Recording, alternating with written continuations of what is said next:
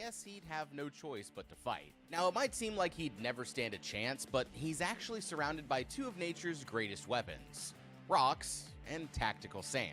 First, we throw a handful of sand directly into Pluto's eyes to blind him, check, giving us time to pick up a rock and smash his knee. Even the average person can swing a decent-sized rock with enough force to cause a tear or a fracture, which instantly cripples his mobility, making it that much easier to fight back or escape. Honestly though, he'd still probably turn you into a shish kebab, but hey, at least you made him work for his next meal. Sometime later at this random gas station a few miles from the site of the attack, the owner Jeb wakes up from a nap and starts searching the property with his shotgun, calling out to somebody named Ruby as he makes his way deeper into the valley. Eventually he arrives at the entrance to an abandoned home but refuses to go even one step further, turning back after making it clear that he wants to be left alone. When he gets back to his shop, he's frustrated to find an expensive looking travel bag sitting by the front door, and when he opens it up, we see that it's full of other people's things like jewelry and handheld cameras. But that's when things take an even darker turn, because inside of a little to-go box he finds a severed ear of the woman who it all used to belong to, although strangely enough he doesn't seem the least bit surprised. Just then he's startled by the sound of someone honking their horn outside and steps out to find the Carter family waiting on some service. They're road tripping from Cleveland to San Diego to celebrate the parents' 25th anniversary, and while the head of the family, Big Bob, takes care of business, the youngest kids, Bobby and Brenda, wander off to go check the place out. It's not long before Bobby here needs to take a leak, but while he's using the outhouse, he notices somebody watching him through a hole in the wall. Furious, he yells at his sister, thinking that it was her, but she acts like she has no idea what the hell he's talking about. While everyone's distracted, one of the family's German shepherds gets out of the camper and goes running into the store. The oldest daughter, Lynn, finds the dog in the back room where she notices the strange travel bag sitting on the table, but the owner scares her off before she can look any closer. They're just about to leave when Jeb stops to tell them about a little shortcut a few miles up the road. He says that it's not on the map, but promises that it should save them a couple hours. And taking his word for it, the family thanks him in advance, having no idea that they've just made their biggest mistake.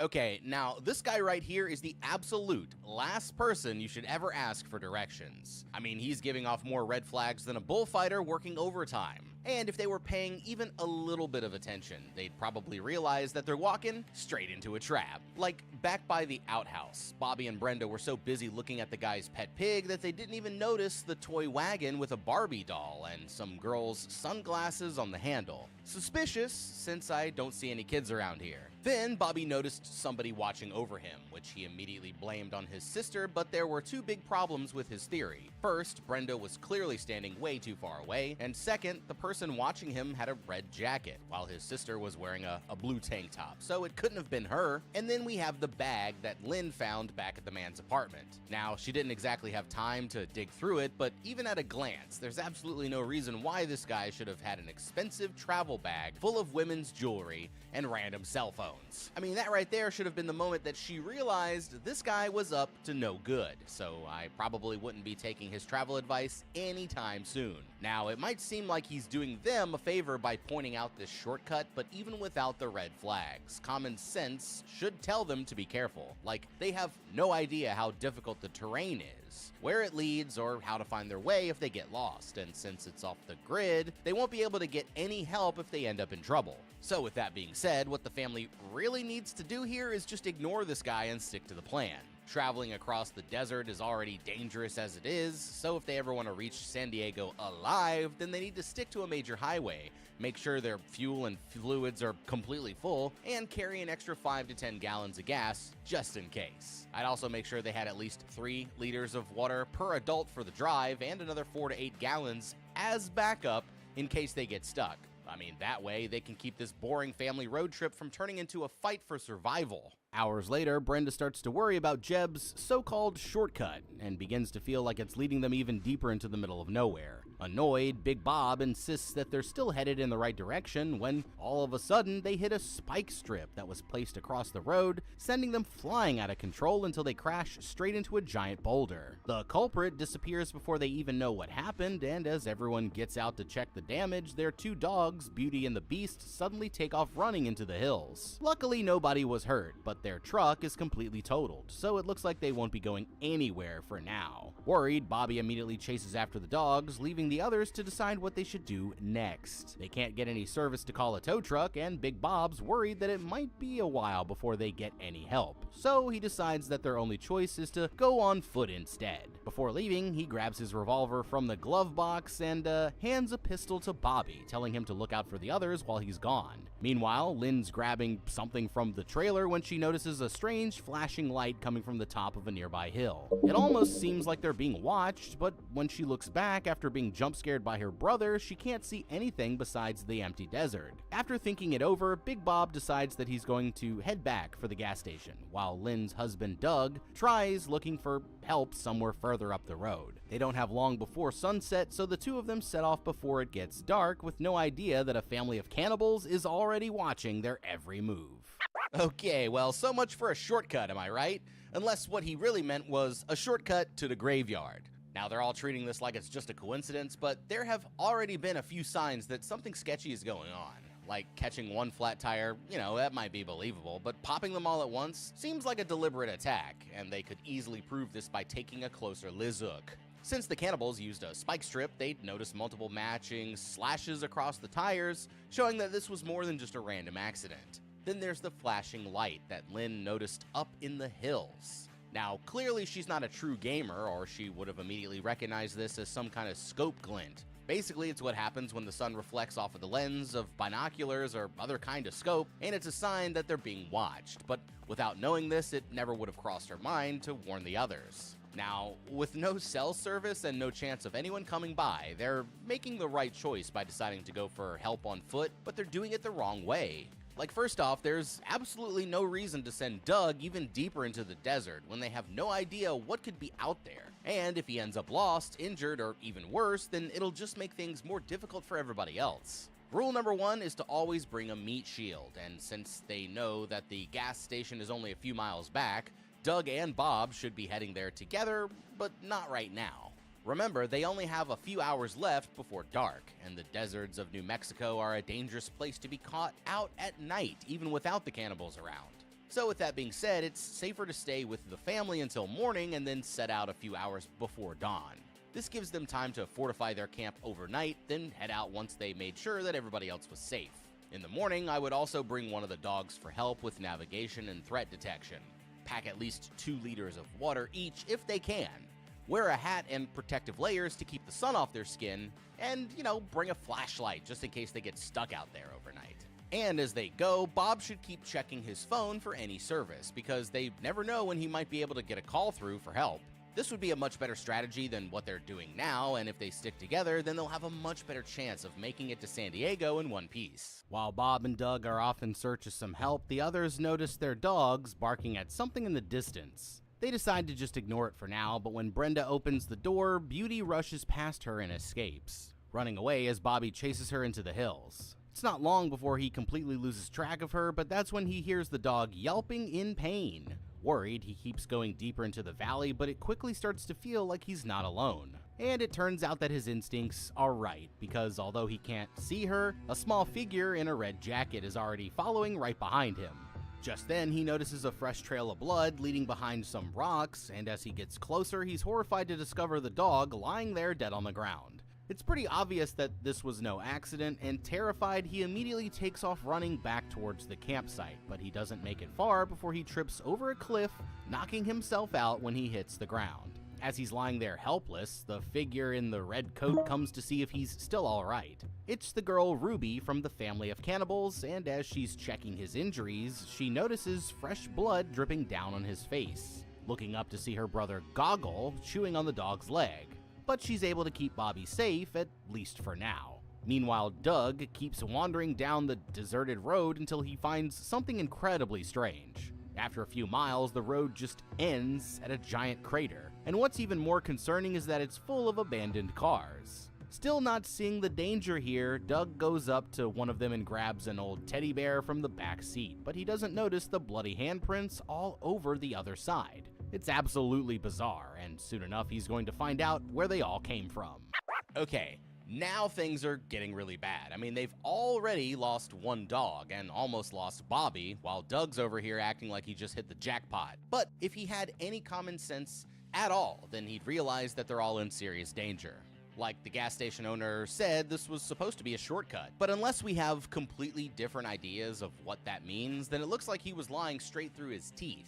Or at least what's left of them anyway. I mean, what kind of shortcut ends up in a giant crater of no return? And why does it seem like so many people end up breaking down right in this exact spot? It's not just fishy, it's downright alarming. And that's before you even notice what else was hanging out there. Like, think about this, right? They haven't seen a single sign of wildlife this entire time, but now all of a sudden this place is packed with ravens. Now, ravens are opportunistic scavengers that survive off of decaying meat, like the leftover carcasses of animals that were killed by larger predators. They're also highly intelligent, allowing them to pattern match and return to a predictable food source, so the only reason why they'd be hanging out here is because it's a reliable source of rotten meat. Which means that this isn't just a junkyard, it's a killing ground. Now, Bobby, he's lucky to be alive, but based on everything that we've seen, it won't be long before these cannibals switch from hot dogs to human flesh. So there's really no time to waste. As soon as they get back to camp, I would tell everyone exactly what they saw on the trail. And between their butchered dog and a crater full of cars, it should be pretty obvious that they're all in danger. Next, I would gather any useful supplies and weapons and have everyone barricade themselves inside the trailer. The safest thing is to stay put for the night, while keeping an armed guard and a lookout on the roof and switching out at different intervals to keep everyone fresh. I'd also establish a password that only they know. That way, the ones inside will know when it's safe to open the door.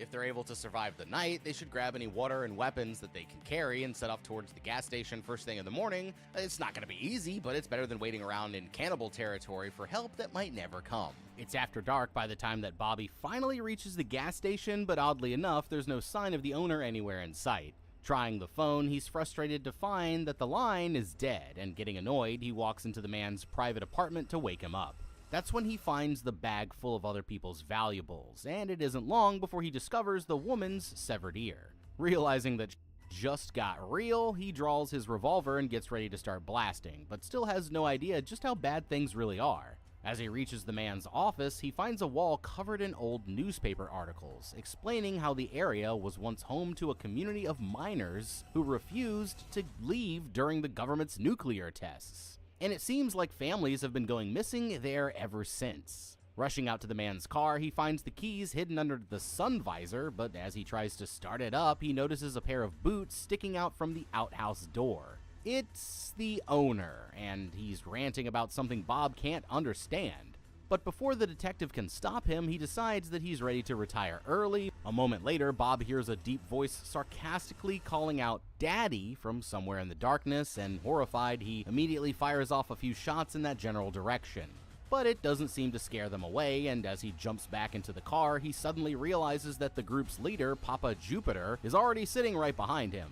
Before he can react, Jupiter grabs his head and slams it against the window, hitting him several times until he's too stunned to fight back, leaving him alive. The cannibals put him on the cart and start rolling him down into the caves, but what they have planned for Bob is something even worse than death. Okay, well, it looks like Detective Bob finally cracked the case. Well, congratulations on leading your entire bloodline into the most obvious trap that the world has ever seen, because Bob, my boy, you done up. Like, it's entirely your fault that we're even out here in the first place. And I don't just mean the shortcut, I mean anywhere near the damn desert. They made it clear more than once that they'd rather stick to civilization or even just catch a flight. But you just had to drag them out here to do what exactly? Look at a couple tumbleweeds? I mean, it would be one thing if you were driving somewhere nice, but we're talking about 200 miles through some of the most dangerous conditions on the planet. Sounds like the perfect place to bring a newborn baby, right? It's like Jeb said, there ain't nothing to see in the desert, and personally, I'd take it from the guy who lives there. But what I wouldn't take is his directions, especially to an off-the-map shortcut in the middle of nowhere. Like, think of the children, man. You're signing them up to become vulture food, or worse, cannibal food. So next time, just stick to the map instead of gambling your family's lives on the advice of some random dude you met 5 minutes ago. Because then we'd never even be in this situation to begin with. Now, I'm far from a desert survival expert, but I'm pretty sure that the solution to getting stranded isn't let's go split up and wandering off in two completely different directions type shit. I mean, as a detective, it seems like you should know how important it is to bring backup, but knowing you probably sent Doug off to get killed so you can replace him with a new son-in-law. Well, now he's safe back at camp, and you're over here being dragged down into cannibal hell, so I guess that one didn't exactly go how you expected, huh? Almost as good as your navigating skills. And now we know exactly what to write on your gravestone. Here lies Detective Bob, the guy who just up. Back at the campsite, Brenda goes off to look for her brother, finding him just as the girl in the red hoodie disappears into the shadows. Instead of telling the others what they saw, he pretends like he never found the dog, but that's when they hear Beast start barking outside. Jumping up, Bobby grabs the pistol and tells everyone to stay in their trailer as he goes to investigate. It seems like somehow the dog got loose, but before he can figure out what happened, he's scared half to death when Doug comes back from his side quest. Following them into the trailer, the kid suggests that they should all stay together for the night, but Doug and Lynn insists on sleeping in the truck. Still, Doug can tell that he's worried, so they both agree to go look for Big Bob if he doesn't make it back before midnight. Some time goes by without any signs of trouble, but just before midnight, Bobby hears what sounds like a dog barking from somewhere nearby, and grabbing a pistol, he decides to go outside and take a look around. Confused, he wanders away from the trailer, leaving the door wide open while the others are all sleeping inside. He's only been gone for a matter of seconds when somebody turns on the light, and a giant, dirty hand reaches down to start stroking Brenda's hair. Outside, Bobby gets closer to the bush where he can hear the noises coming from, but before long he realizes that it's a human making the sounds. Panicking, he immediately starts running back to the trailer, having no idea that the cannibals are already inside. As the man places a hand on her head, Brenda wakes up to see the horrifying sight of Pluto standing over her. Going to the truck, Bobby knocks on the back window to wake up his sister and her husband, desperately trying to convince them that they're being stalked. The others refuse to believe him at first, but that's when he finally tells them what happened to Beauty, and getting worried, Doug gets out to see what he means. They're just about to enter the trailer when Pluto calls his friends over the radio, and suddenly a huge bonfire bursts into flames on the other side of the clearing. As the man begins to scream, they realize that Bob is tied to a tree in the middle. The others all scramble out of the trailer, and Doug leaves in such a hurry that he doesn't even notice Pluto holding down the girl just a few feet away. As soon as he's gone, the cannibal's brother, Lizard, jumps down and goes inside, shutting the door behind him while the family is distracted.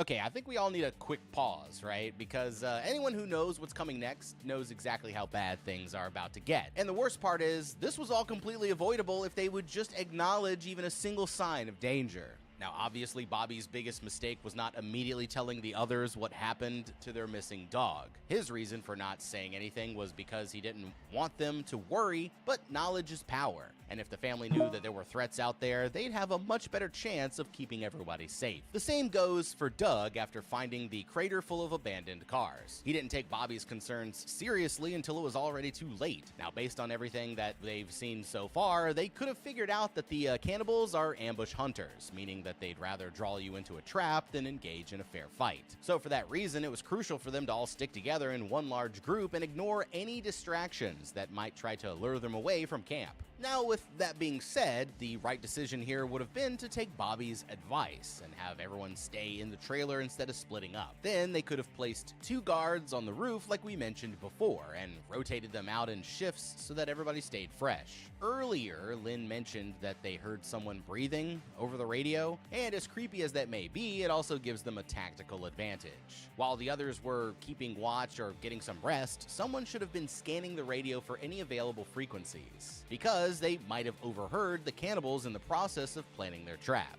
I'd also have put out their campfire, because all it did was ruin their night vision while lighting up their whole campsite for the whole world to see. And of course, they should have made sure that everyone was armed with a weapon in case they had to fight back. But to be completely fair, it's easy to see why this distraction worked. And that's why the only way to avoid falling for it would have been to plan ahead. After helping himself to some of their food, Lizard turns his attention to Pluto and the girl, forcing his brother back at gunpoint as he corners her against the back wall. Heartbroken, Lynn tries to pull her mother away, but that's when she finally hears the sounds of trouble coming from the trailer. Telling her mother to wait behind, she rushes inside, only to find Lizard holding her baby. But she picks up a frying pan and clobbers him straight across the face. She tries to follow it up with a second hit, but the cannibal grabs her arm before she can knock him out, and her only choice is to stop fighting back if she wants to keep the others safe. Outside, Doug finally gets his father-in-law down from the tree, but by then he's already dead from his injuries. Ethel senses trouble and picks up a rock, entering the trailer only to find the disgusting cannibals already torturing her daughters. But as she goes to hit Lizard while he's distracted, Pluto lets out a warning cry at the last second, giving the man time to raise his revolver and put a shot straight through her chest. Doug and Bobby hear the gunshot from outside, racing back towards the trailer as Lynn buries a screwdriver into the cannibal's knee. But before they can get there, he lowers the revolver and shoots her point blank in the head. Pluto takes the baby and rushes out of the trailer while Lizard gets ready to kill Brenda in cold blood. Luckily, the revolver's out of ammo, so he drops the girl and escapes into the hills. Doug is the first to enter, horrified at the sight of the massacre inside. Just when it seems like things couldn't get any worse, that's when he notices that the baby is gone as well, and it's almost too traumatic for him to process. Meanwhile, back outside, Goggle is busy watching them from a distance when Beast suddenly leaps out of the bushes and sinks his teeth into the man's neck. The attack leaves Brenda too traumatized to speak, and Ethel's so delirious from her injuries that she still thinks the entire family is perfectly fine. It's low-key heartbreaking, and Doug reassures her that they'll all be okay as she takes her last breath. Furious, Bobby decides that he wants to go out there and fight them, but they're interrupted when they hear a strange voice coming from outside. Nervous, Doug inches his way out there to take a look around, following the noise until he finds where it's been coming from. It's the mutant's severed arm, still holding a walkie-talkie, and they're overcome with relief when Beast comes running out from behind the trailer. Picking it up, Doug shouts at the cannibals to bring his daughter back, but their only reply is to hold the radio up to the girl as she's crying. He's relieved to know that she's still alive, but if he wants to get her back, it looks like he's gonna have to do it himself. Alright, these cannibals all deserve to die, and now it looks like it's time for Doug to deal out some justice. But first, it needs to be said that he made a critical mistake by shouting at the cannibals over the radio. Up until he responded, they had no idea that he had access to their comms, but now they know that he's coming, which means that they'll be expecting a fight. So with that being said, the better strategy here would have been to resist the urge to talk back and stay completely silent. Then he'd have been able to listen in on their plans without them knowing, helping him keep track of their movements or even set up an ambush. But just because he's blown his cover doesn't mean it's completely useless. I mean, I would keep scanning for signals to see if they changed frequencies, because if he can intercept their communications again, he can use whatever he hears to his advantage, or even feed them false information to set up a trap. Now, Doug's already figured out that he can use Beast to track the cannibals back to their campsite, and this is actually a great idea. Thanks to their specialized noses, a German Shepherd's sense of smell is at least 10,000 times more sensitive than a human's, allowing them to pinpoint an individual scent with extreme accuracy, even over long distances, so it shouldn't take him long to find their camp. But that's when things get complicated, and if he wants to survive, then he better be ready for a fight. Now, he's decided to leave Bobby with the pistol while they wait back at camp, which means he's going to have to improvise. His baseball bat is already a pretty great weapon to begin with, but it couldn't hurt to make some upgrades. Like if he has any nails or screws around, then I'd add them to the bat for some extra puncturing power, and also wrap some medical tape around the handle to give him a better grip. He's gonna want some long-range options as well, so for that he can use a broomstick, curtain rod, or break the legs off of some folding chairs and tape kitchen knives on the end to convert them into spears. He can even use bed sheets or an old t-shirt to make a sling for throwing rocks, giving him a decent weapon with unlimited ammo. And if he has any alcohol or gasoline, then I would use it to make some Molotov cocktails, which could take out an entire group of cannibals with one lucky throw. I would even suggest making some improvised body armor by taping magazines to his arms and over his vital organs. That won't do much to stop a pickaxe, but it could save him from smaller cuts or slashes. And since he's doing all this without a meat shield, he's gonna need all the help he can get. First thing in the morning, Doug takes a baseball bat and some supplies and sets out following a blood trail towards the mutants' camp. The path leads them through the valley to the other side of a hill not far from the trailer, where it comes to an old door leading into an abandoned mine shaft. The place looks like a death trap, but it's his only hope of ever seeing his daughter again, so he pulls it open and starts making his way inside. Following the trail through the winding caves, they pass through a graveyard for the old miners who used to live there, until finally they emerge back into the daylight on the other side of the tunnel. Looking down into the valley, he's shocked to discover an entire small town just sitting there in the middle of the desert, but nothing could ever prepare him for what he's about to find. Over back at the trailer, Brenda grabs a spare tire and sets it on fire, hoping that the smoke might attract some help. Meanwhile, her brother takes a reel of fishing line and starts forming a tripwire all around the perimeter. but they're both still terrified that the cannibals are gonna come back. Reaching the valley, Doug makes his way into the village and creeps up to one of the buildings where he's surprised to find a bunch of mannequins standing around outside. It seems like the whole town was just a prop used by the government for their nuclear tests. But now the cannibals have decided to take back their home. Outside of one of the houses, he finds a working generator giving the place power, revealing that somebody might be inside. Peering through the window, he sees his baby daughter lying on the bed, but as he goes to run for the door, a shotgun-wielding cannibal named Sist cuts him off, forcing him to hide before they're discovered. Hearing something, the cannibal walks over to where they were just standing, but Doug and the dog have already taken cover inside of a nearby car. Waiting until the man is gone, he leaves Beast inside so that he won't make too much noise, before carefully making his way up to the house and sneaking in through the front door. With his bat at the ready, he creeps down the hallway to the bedroom where they're keeping his daughter, but as he gets closer, he notices the cannibal's mother, Big Mama, watching TV in the next room over. So, trying to stay as quiet as possible, he picks up the girl and starts sneaking back towards the door, but just when it looks like he's home free, the woman appears from around the corner and knocks him out with a strike to the head. Okay, now, I've got to give some credit to my boy Doug here for even trying, but I think it's safe to say that this plan could have gone a lot better.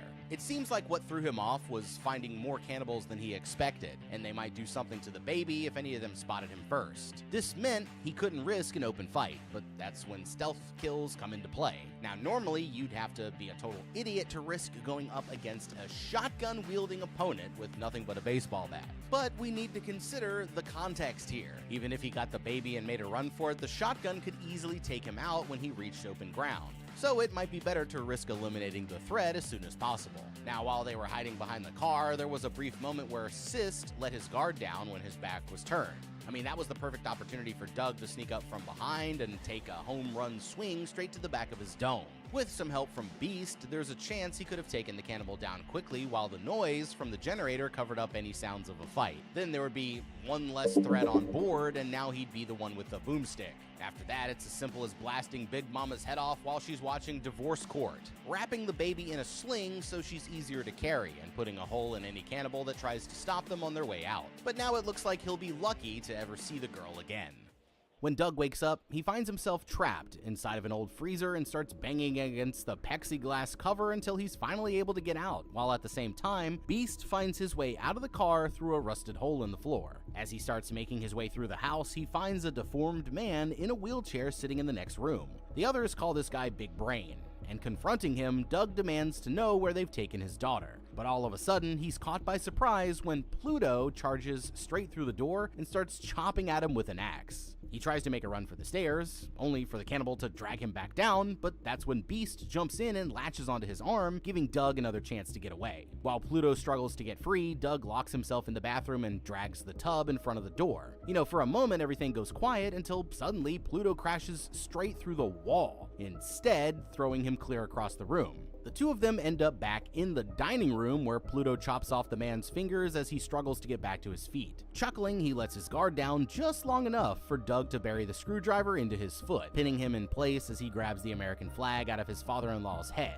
and pierces it through his throat, before finally finishing him off by splitting the cannibal's skull with his own axe. Hearing all this commotion, Sist comes to check things out, but Doug ambushes him with the axe before he even knows what happened, taking his shotgun as he goes to deal with the others. Inside, Big Brain warns Lizard that the man is on the way, but that's when Beast wakes up and starts tearing him apart. Before the others can find her, Ruby secretly takes the girl and starts carrying her back to the campsite. Realizing that she's gone, Doug rushes outside and starts chasing after them, with Lizard not far behind. At the trailer, the warning alarm starts to rattle as someone crosses the tripwire, and Bobby tells his sister to get inside as they prepare for another attack. Storming back through the valley, he finds Papa Jupiter devouring his mother's body a short distance from their campsite, and terrified, he immediately starts running back towards the truck. Meanwhile, his sister starts flooding the entire trailer with propane, and Bobby slams the door as he tapes a strip of matches to the bottom edge. Jupiter then tries to grab them through the window, but Bobby fights him off and ties his wrists to the frame, leaving him trapped as they quickly escape through the other side. They're able to take cover behind some rocks before the man notices they're gone, and thinking that he's got them cornered, he throws open the front door and ignites the matches, sending him flying backwards as the entire trailer explodes in a massive fireball. Racing through the hills, Doug gets to the trail and cuts Ruby off, but he's surprised when she peacefully returns his baby. All of a sudden, Lizard jumps down from the cliff and tackles him to the ground, knocking the shotgun away as the two of them start battling to the death. And just when it looks like he's done for, Ruby takes the girl and runs away, distracting the cannibal as he leaves to chase after her instead. Doug then grabs the shotgun and catches up just as Lizard is about to grab them, fighting him off and shooting him twice in the kneecap and the shoulder. It kinda looks like he's dead, but as soon as Doug lets his guard down, he gets back up and starts pointing the shotgun straight at his back. At the last second, Ruby runs forward and tackles her brother over the cliff, saving their lives just in time. Back at camp, Bobby and Brenda come across Papa Jupiter still clinging to life, but the girl grabs a pickaxe and buries it deep into his skull. As they look to the distance, they're relieved to see Doug coming back with their dog and the baby. But of course, they're not the only ones watching, because in these hills, you are never really alone. And everyone learned an extremely valuable lesson. Next time they're planning on taking a family vacation, they should really just consider getting some plane tickets instead. The Hills Have Eyes, 2006. Solid remake. If you enjoyed this movie and you haven't seen the OG Hills Have Eyes by Wes Craven, boy, you need to peep that. It's some slimy, grimy, grindhouse shit, I'll tell you that. But surely wandering into cannibal territory, you probably have some strategies of your own. You need to share those down in the comments below. Thank you so much for watching. Leave a like and subscribe, and check out that How to Beat playlist for more videos just like this one. I'm the guy. I'll see you in the next video, and have a damn good day. Thanks again to Raid Shadow Legends for sponsoring today's video. Click the link in the description to download the game, and I'll see you guys out there.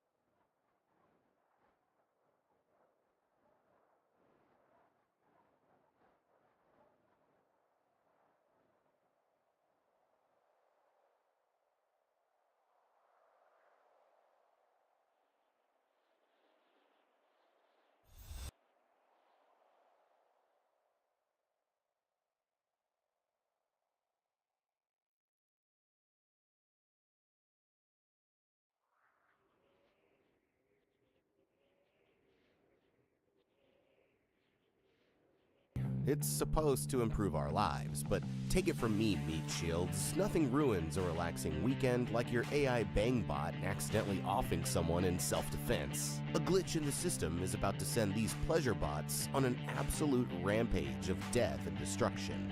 And you're gonna be shocked when you find out what finally made them snap. We're here to break down the mistakes made, what you should do, and how to beat the rogue robots in Companion. This vacation is about to turn into a massacre. Driving through the remote countryside with her boyfriend Josh, Iris here wakes up from a dream of the day when they first met. Ever since then, they've both been deeply in love, but after this weekend, their lives will never be the same. Josh wakes her up as they're getting closer to their final destination, a cozy little cabin in the woods where they're meeting a few of his friends, but they're about to realize that coming here was their biggest mistake. Pulling into the driveway, Iris stops at the edge of the yard, feeling nervous Iris to see the others. She's worried that they won't actually like her, but instead of being supportive, Josh just tells her to smile and act happy, without taking her feelings seriously at all. At the door, they're greeted by his rich friend Kat, who gives Josh a warm welcome, but acts like Iris doesn't even exist for as long as she possibly can. In the kitchen, they find Eli and his boyfriend Patrick, as well as Kat's sleazy boyfriend Sergey, who's honestly just a straight-up Russian sugar daddy. Feeling awkward almost immediately, Iris excuses herself to their room while the others catch up, and after a quick shower, she mentally prepares herself to act normal again before going back down to join the others. Over dinner, Patrick tells everyone the story of how he and Eli met while at a Halloween party, saying how it was love at first sight. The story hits Iris extra hard, inspiring her to go off on a deep emotional speech that completely kills the vibe. And mortified, she realizes that she's embarrassing Josh, and her worst fears are already coming true. Okay, they're all about to realize that this vacation was a terrible idea. One of these guests is not like the others, and I'm not talking about Sergey. Iris here technically isn't Josh's girlfriend. She's actually a highly sophisticated companion robot that uses AI to mimic a real human personality, and she has absolutely no idea. Now, everyone else at the cabin already knows exactly what she is. Plus, Iris is just Siri spelt backwards, and it doesn't get much more obvious than that. The only one who doesn't know is Iris herself, but Josh here is missing all of the obvious warning signs that this relationship is about to blow up in his face. Iris uses advanced artificial intelligence to simulate a real human connection, with programming designed to anticipate her owner's needs using adaptive learning and self-improving algorithms. During every interaction, she's constantly learning new ways to achieve her core directive, providing the best companionship possible to Josh. But they need to be careful because one small mistake or misinterpreted social cue could snowball into an absolute disaster. On their drive to the cabin, Iris mentioned how she was dreaming about the day that they first met, but to me, this is a huge red flag. The ability to dream is distinctly a human trait, and why would a robot still need to have any thoughts at all when she was shut down? Even if she's only dreaming of artificial memories, it's a sign that she's evolving beyond her intended program, and basically becomes more self-aware than anyone realizes. It happened again at the dinner table, where she went into a dramatic speech about how much she loves Josh, when all he asked for her to do was smile and act happy. If the robot was following his instructions properly, then she would have just nodded along and stuck to the small talk, but she's clearly having trouble keeping her emotions under control. And that's not gonna mix well when you consider how the others are treating her. Ever since they first showed up, Josh has been totally dismissing her feelings instead of realizing that the constantly escalating intensity of her emotions is not normal. On top of that, they keep treating her like an absolute freak every time that she opens her mouth. If she feels like she's embarrassing Josh in front of his friends, then she'll eventually start recalibrating her method. It's easy to see how this could quickly spiral out of control. After all, the average, perfectly rational girlfriend would be out for blood after watching Kat be all up on her man, while treating her like Casper the Friendly Ghost. So you can only imagine how an artificial intelligence that's programmed for single-minded love and devotion might react. So the obvious solution here is that Josh needs to stop treating Iris like an object and start actually paying attention to her feelings and giving her some emotional validation. Even if he's just faking it for his own good, it's better for him to address it now, because the absolute last thing that you want to do is keep bullying her until she finally snaps. I'd keep an eye out on those emotional outbursts, and if she can't get them under control, then leave the cabin early to get her away from the social interactions that are stressing her out. And if that doesn't work, then he should call the company that built Iris and let them take a look at her code before things get any worse. But hey, if you aren't like Josh and have a super cool companion, it can be hard to stick to your nutrition goals when life gets hectic. You know, between researching these videos, hanging out with friends, and just generally trying to relax, who has the time to grocery shop and cook every single meal? That's where Factor has been a total game changer for moi. I've been loving how Factor makes meeting my nutrition goals.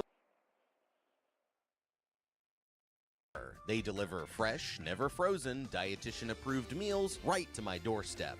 And let me tell you, these meals are fire, son. You can tell they be using high-quality ingredients. One of the things I appreciate the most is how stress-free mealtime has become. These meals are ready to eat in just 2 minutes. Plus, with over 35 options each week, including things like keto, calorie smart, and vegan and veggie, there's always something new to try. I also love that they have so many add-ons like smoothies and snacks, which are perfect for keeping me fueled while I'm on the set. Oh, and let's talk about those Gourmet Plus meals. Mwah! I recently tried their filet mignon, and the sides, like the broccoli, are always delicious. It really feels like a restaurant-quality meal, but without the hassle or the high price tag. Factor has really taken the stress out of meal planning for me. I'm skipping the grocery store trips and cooking fatigue. Instead, I'm getting chef-crafted meals delivered right to my door. It means more time for my favorite activities and less time worrying about what I'm going to eat.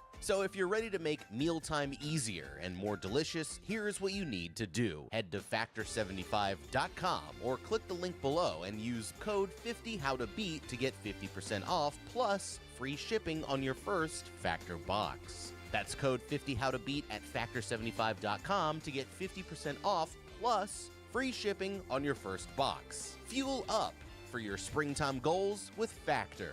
And now back to the show. Later that night, Iris ends up alone with Kat, and that's when she learns the truth about her relationship for the first time. She's shocked to find out that they aren't really in love, and that Kat here basically just does whatever the guy wants because he has a lot of money. Despite the girl keeping it up with the nasty comments, Iris here has nothing but nice things to say, remarking how she wishes that she could be as independent, but always feels like there's something holding her back. Putting on some music, they're all dancing and goofing around when Iris notices Kat getting a little too close to her man. Jealous, she pulls him away to dance with her instead, and after a few drinks later, they head up to their room for some underwhelming alone time. After doing the deed, she tries to apologize for being so awkward, saying how she only wants them to be happy. But Josh rolls over and tells her to go to sleep, without even so much as saying goodnight. In the morning, Iris mentions that it's a beautiful day outside, and when Josh asks her about the weather, she quickly recites back the exact forecast, just like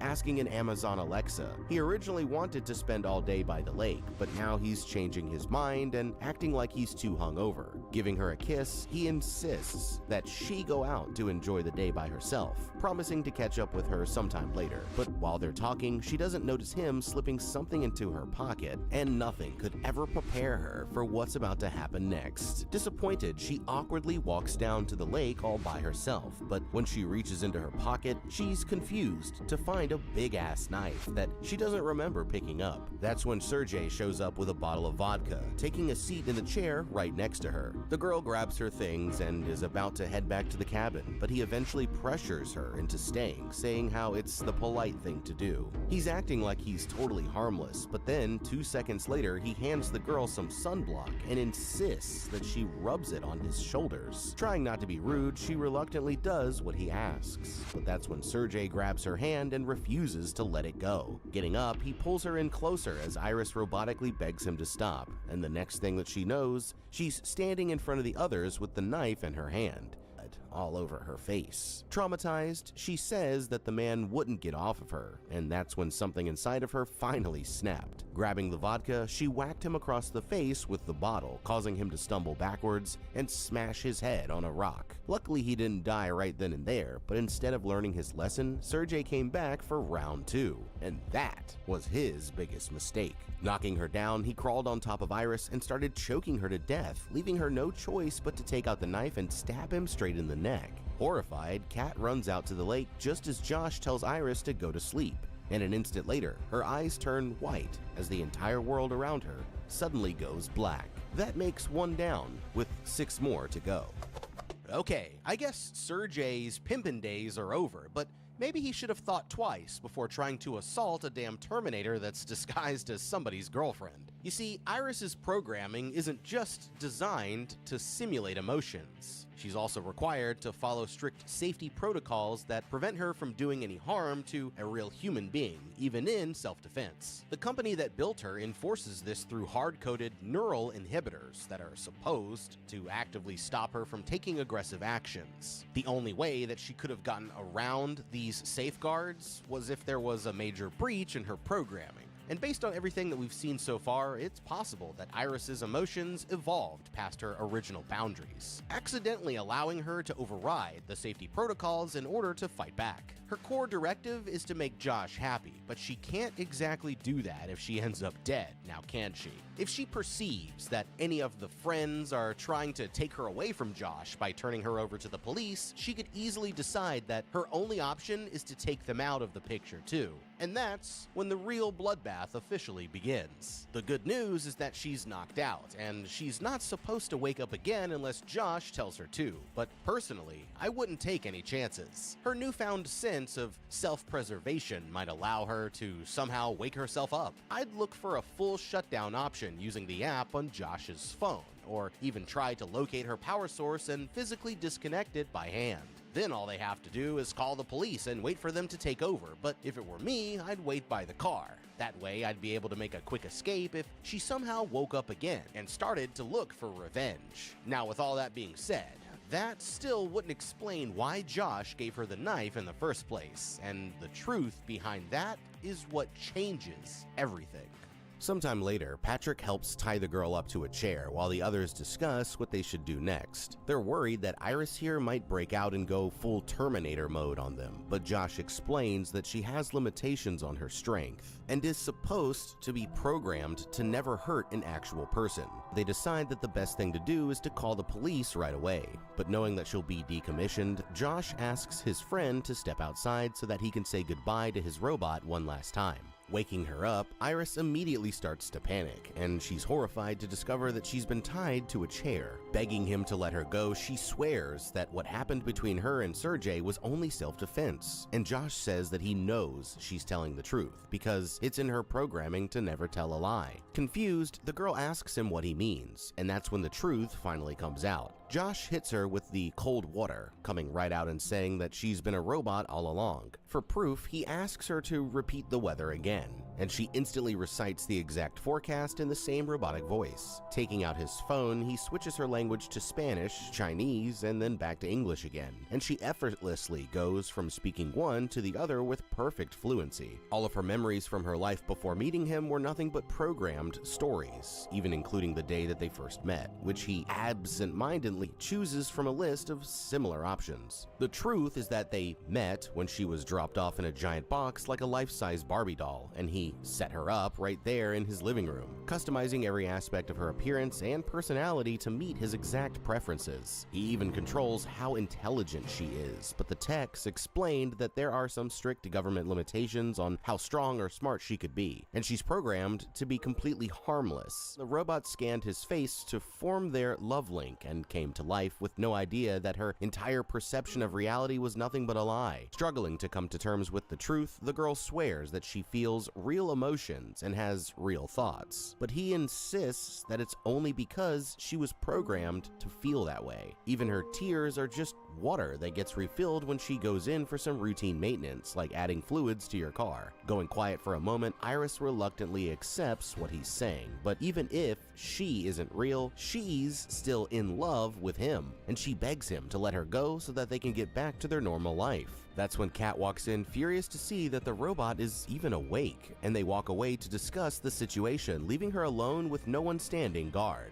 Noticing the knife on the floor, Iris sees an opportunity and starts hopping towards it. In the other room, Kat argues that saying goodbye wasn't really part of the plan, and that's when she reveals what these two really have been up to. It turns out that this whole accident was carefully set up so that Iris would kill Sergey. Josh used an illegal program to bypass her restrictions, allowing her to act of her own free will, and they were going to run off with all of his money when the robot took the fall. She makes it to the knife and manages to cut the rope just as Josh is coming back to check on her, punching him straight in the throat so that he can't voice command her back to sleep. Grabbing his phone, she tells Kat exactly how to treat his injuries before quickly escaping through the back door and disappears into the forest before the others can stop her.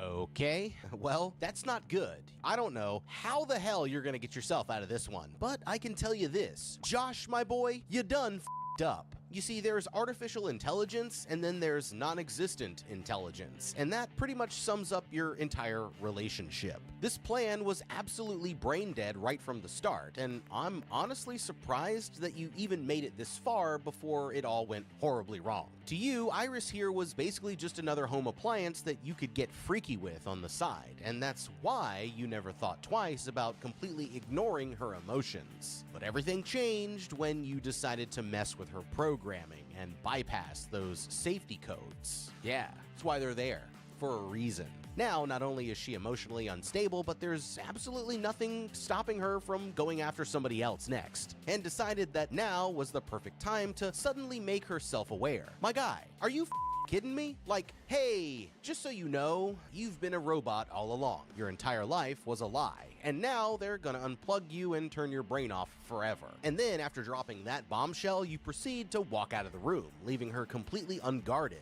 As soon as you walked in and saw her struggling on the ground, that's when you should have put her back to sleep first and asked questions later. But you got robo-punched in the throat, which you totally deserved, by the way, and now she just ran off with the phone that you need to control her. Great job, buddy! And if you think you're screwed now, then just wait until you see what's about to happen next. But one thing's for sure, Josh, you definitely up. Realizing that they can't handle this alone, they decide to bring Eli and Patrick in on the plan, who both had no idea what their friends were up to until now. Taking out a flash drive, he explains how he used the program to essentially jailbreak Iris, increasing her aggression and turning off the restrictions that stopped her from fighting back. The two of them then planted the knife on her and set up things so that she'd kill Sergey in self-defense. As for Eli and Patrick here, they were meant to be the clueless witnesses who backed up their story without knowing any better, and they would have gotten away with it too if only Josh hadn't turned his back on her. He's still not convinced, but his attitude changes when they take him upstairs and open up the safe that's full of $12 million cash. Now that he knows their dirty secrets, they're willing to split the money 3 ways, but Eli starts holding out for a 4-way split instead. Frustrated, they insist that Patrick doesn't count, and Eli acts insulted at first, but that's when he turns into his boyfriend and tells him to go to sleep, revealing that he's also been a robot this whole time. The boys break out into an argument over who deserves how much of the cash, until Kat finally steps in and gets him to settle for a clean $4 million.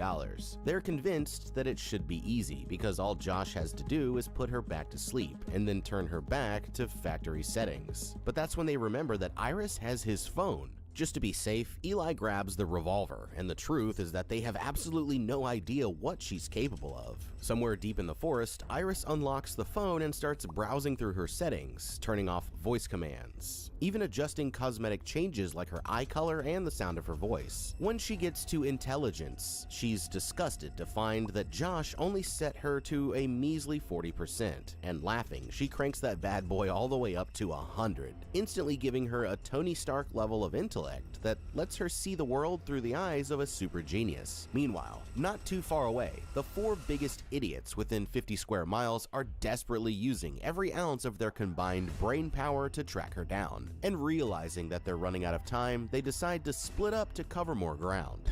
Okay, these morons are about to get themselves killed. Now that she's been jailbroken and has Josh's phone, giving her full access to customize her own settings, Iris just became even more dangerous than they could have ever thought possible. And they have absolutely no idea what they're getting themselves into.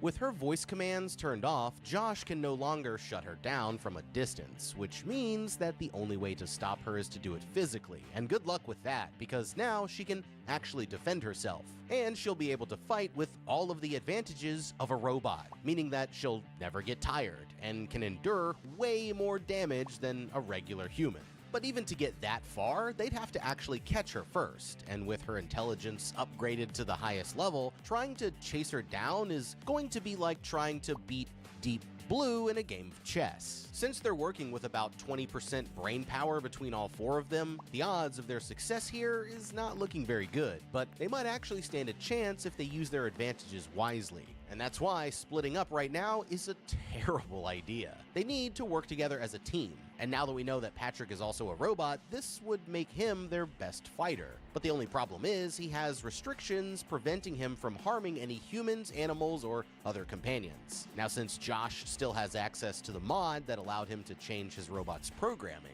he can use Eli's phone to jailbreak Patrick, but he should only do it if they can specifically turn off the programming that prevents him from harming other robots, while leaving his other safeguards intact. Then they can work together to track her down, and use Patrick to do the actual fighting while keeping the regular humans safe like a robot meat shield. And the best part is, he'll do whatever Eli says without questioning it. Otherwise, they still have one secret weapon that they aren't accounting for. Despite becoming self-aware, Iris is still in love with Josh, even though she knows that he's out to get her. Now, knowing this, I'd try using Josh as a distraction to lure Iris into the open while the others are waiting nearby to ambush her. And then Eli can take the shot when she lets her guard down. I mean, it's not a foolproof plan, especially now that Iris is so smart, but there's always a chance that she'll be so blinded by love that she won't see it coming.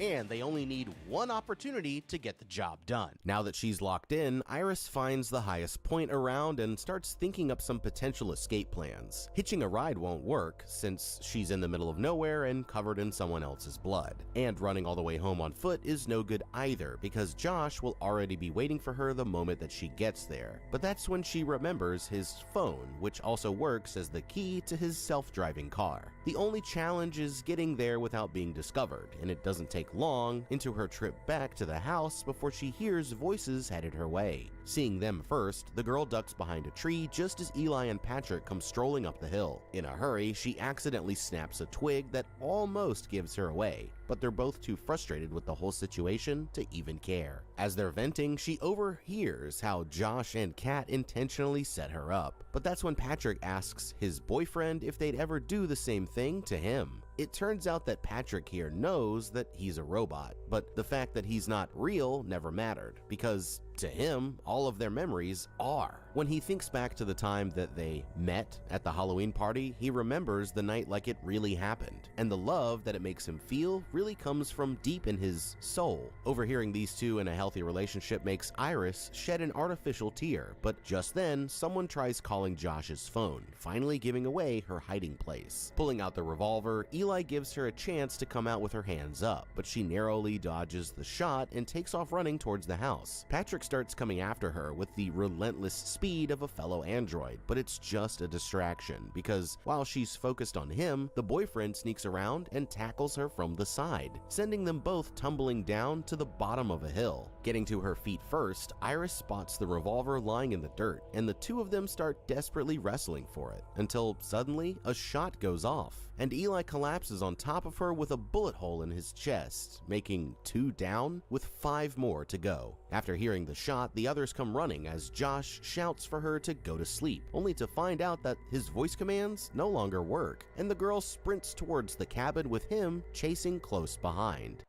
Okay, this situation just keeps getting worse. And the funny thing is, every terrible thing that's happened so far is completely their own fault. Like, first of all, Eli here is obviously a total idiot for ever agreeing to this plan in the first place, don't you think? By helping them cover it up after finding out what Josh and Kat had just done, he instantly made himself guilty of a ton of different felonies, including making him an accessory to murder, conspiracy to commit a violent crime, obstruction of justice, and tampering with evidence, just to name a few. If they were caught, then he'd be spending the rest of his life in prison, even though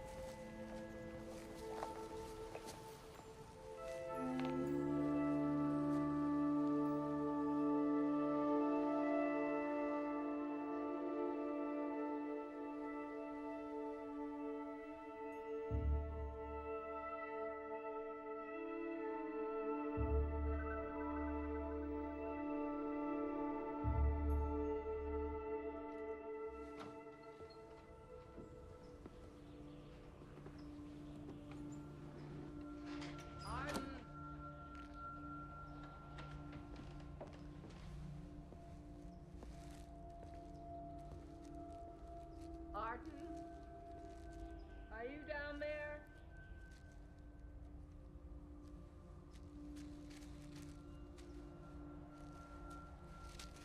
Arden?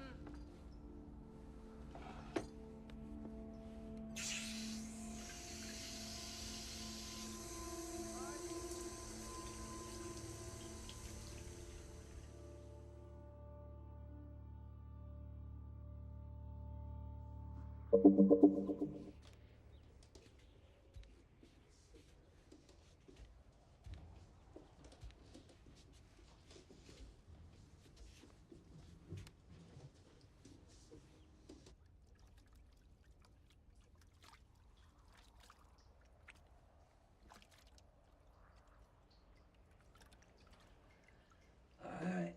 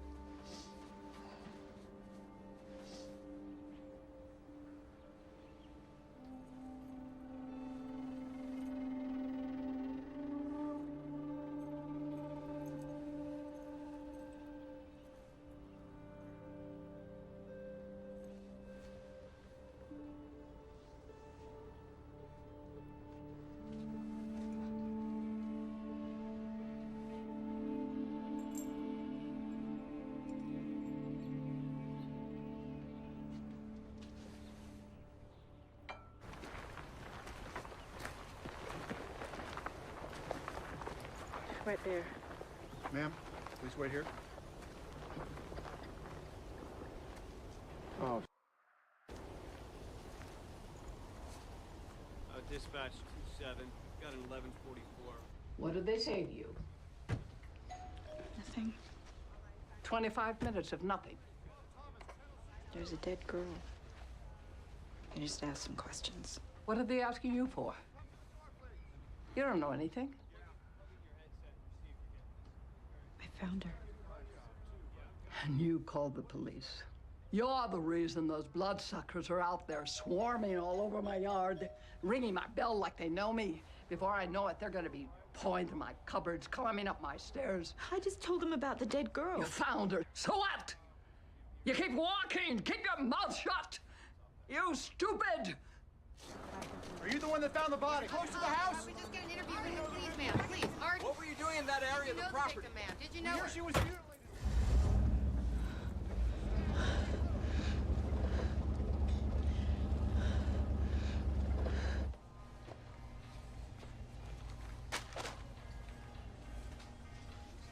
Something like that could happen here. I know, it's so scary. And that's her.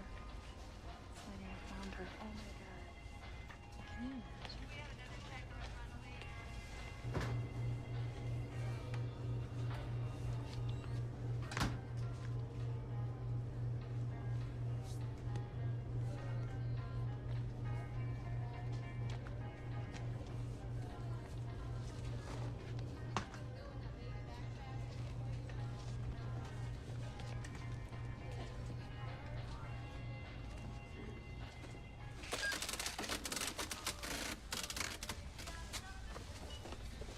And 60 cents change?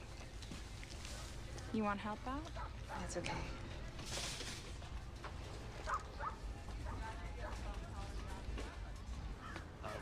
Where's your car?